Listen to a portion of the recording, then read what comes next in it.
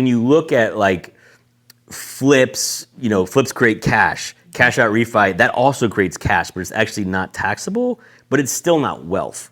The wealth is created through like the power of owning real estate long term. And so this is what I think, like even some of my like super successful friends who make a lot of money, the difference between like cash and wealth is like there's people that make a lot of money, like they have a high income, they're W-2, but they get destroyed on taxes. They live a high life, they have expensive cars, expensive houses, whatever, and at the end of the day, they have nothing left. And so they have to keep doing that shit over and over and over.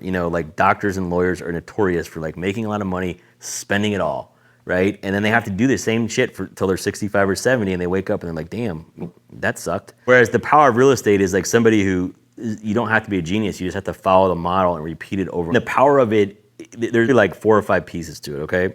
So the biggest power is the appreciation of the asset. The Omaha, Midwest is not gonna have the same appreciation as like the coasts.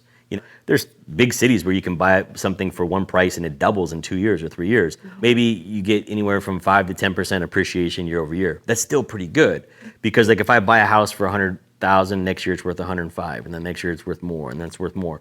So the asset is appreciating over time, even though I'm not like essentially doing anything. I'm just like managing it, letting it sit there.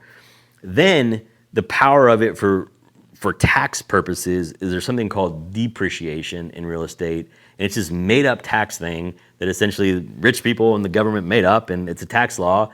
And I mean, there's legitimacy to it, and it's 100% legal, but you get depreciation. So an asset, they're saying that if you buy a real estate asset, you can depreciate it over 27 and a half years. So meaning that like, let's just call it 25 years. So let's just say you buy a $100,000 asset divided by 25 is 4,000.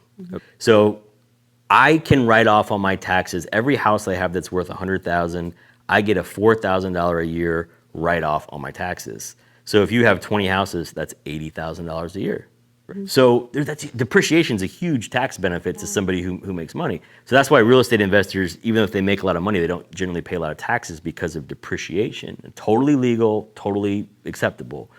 So you have the appreciation, you have the depreciation, and then you have the debt pay down.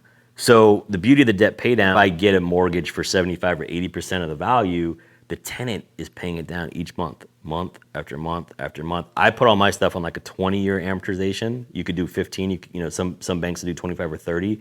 Most investment stuff is like 15 to 20, whereas like a traditional mortgage is 30. But on a 20-year note, you're paying stuff down pretty quick.